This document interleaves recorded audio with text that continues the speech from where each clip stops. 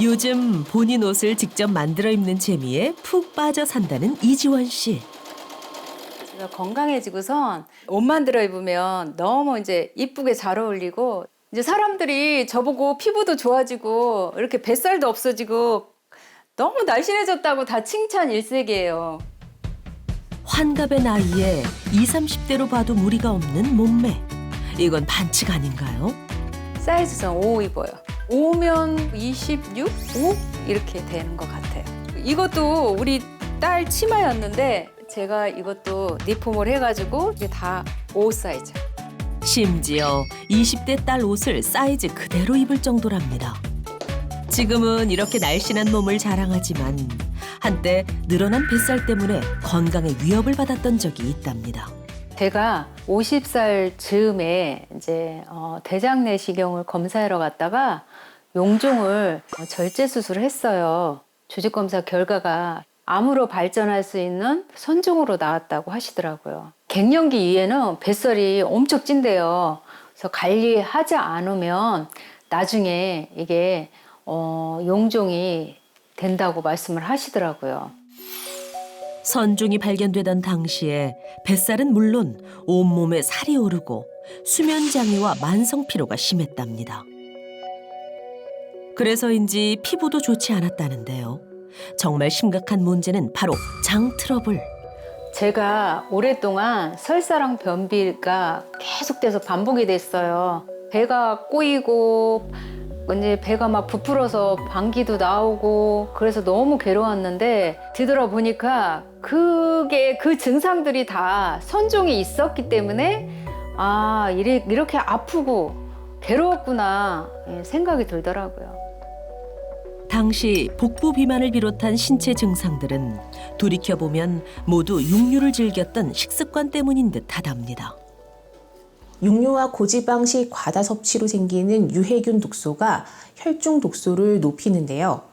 혈중 독소량과 뱃살, 즉 내장 지방량이 비례하여 증가한다는 연구 결과가 있습니다. 또한 뱃살이 늘어나면 인슐린과 인슐린 유사 성장 인자라는 것을 증가시키는데요. 대장세포의 세포 분해를 촉진시켜서 발암 현상을 일으킵니다.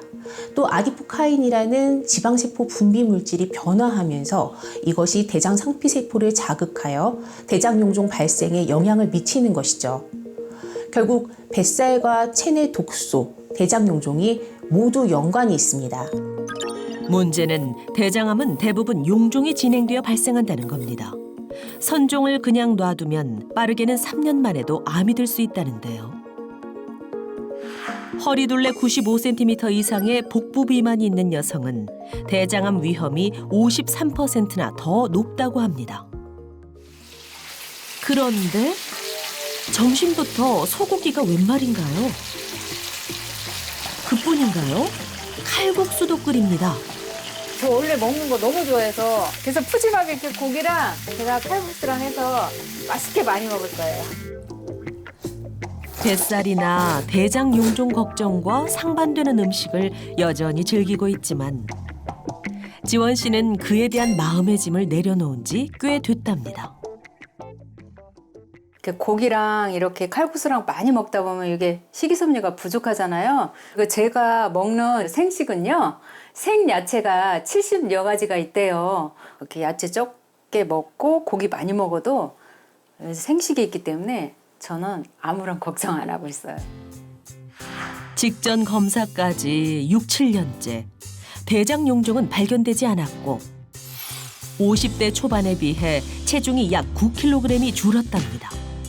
사람이 나이가 들면은 이렇게 살 빼는 게 굉장히 힘들어요. 그리고 또한 유지되는 것도 굉장히 힘들거든요. 장이 편안해지고 좋아지다 보니까 운동에 또 안 빠지던 그 뱃살이 자연스럽게 이렇게 살이 빠지더라고요. 장 건강이 좋아지니까.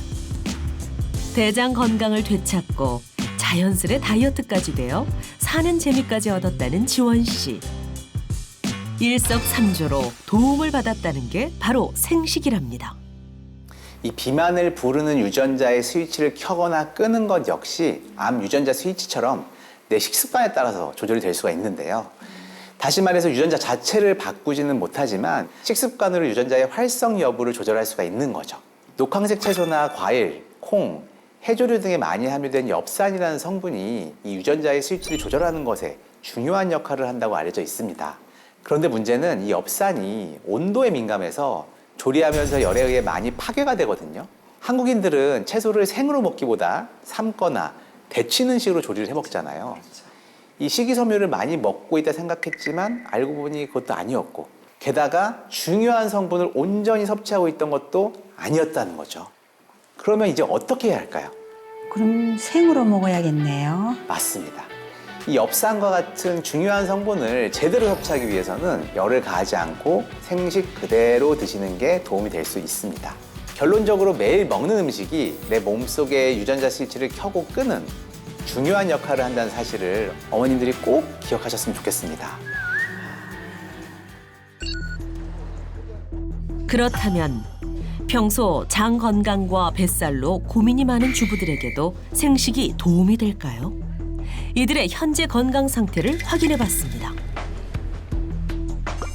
먼저 김나영 씨는 과체중에 허리둘레가 적정 이상이었고 공복혈당과 중성지방 수치가 높아 각각 당뇨병과 고지혈증 경계 단계에 해당했습니다.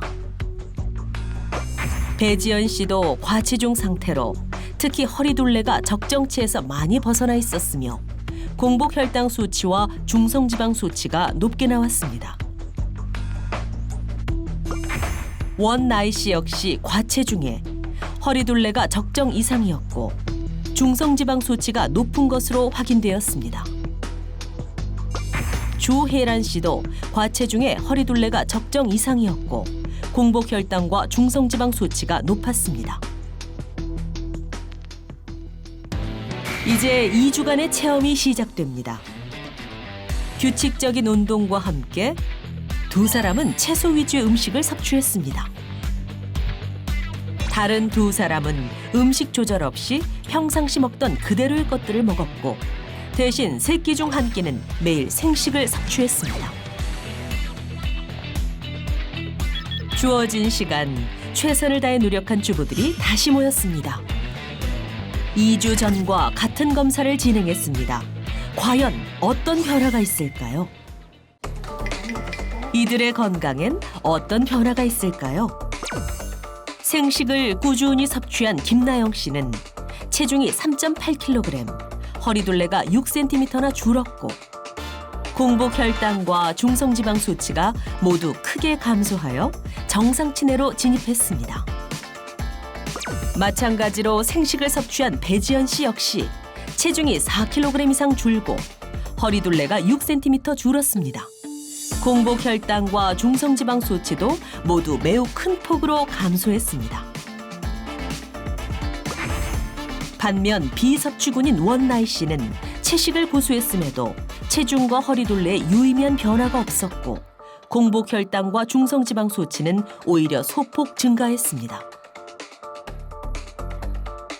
조혜란 씨는 체중과 허리둘레 그리고 공복혈당 수치가 오히려 늘었고 중성지방 수치가 소폭 줄기는 했지만 정상치 안에 들지는 못한 것으로 확인되었습니다. 다른 채소나 과일 같은 걸 따로 챙겨 먹지 않고 생식은 한 번만 먹으면 되니까 좋더라고요. 그리고 먹고 나니까 장이 참 편안해졌어요. 아주 좋아요. 네, 예전에는 살이 쪄서 이 옷이 딱 타이트해서 안 들어갔었는 단추도 안 잠겼는데 지금은 살이 좀 빠져서 되게 헐렁하고 되게 만족하고요. 생식 덕분에 되게 많이 좀 도움을 많이 받은 것 같아요. 앞으로도 생식 먹고 항상 하루를 보내려고요. 네. 이번 체험 결과뿐 아니라 비만 여성이 생식을 섭취한 결과 체중이 4.59% 감소했고 체지방률은 6% 이상, 체질량 지수는 4.56% 감소한 걸 확인한 연구 결과도 있습니다.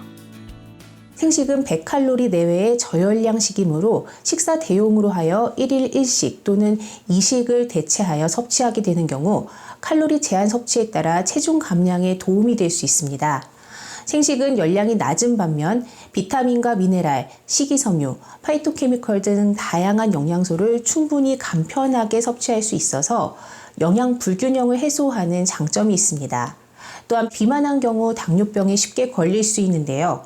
정상성인 20명에서 생식을 섭취하게 한 후 혈당을 측정한 결과 식후 혈당 수치가 감소하여 혈당 조절에 생식이 도움이 된 것을 확인한 연구 결과도 존재합니다.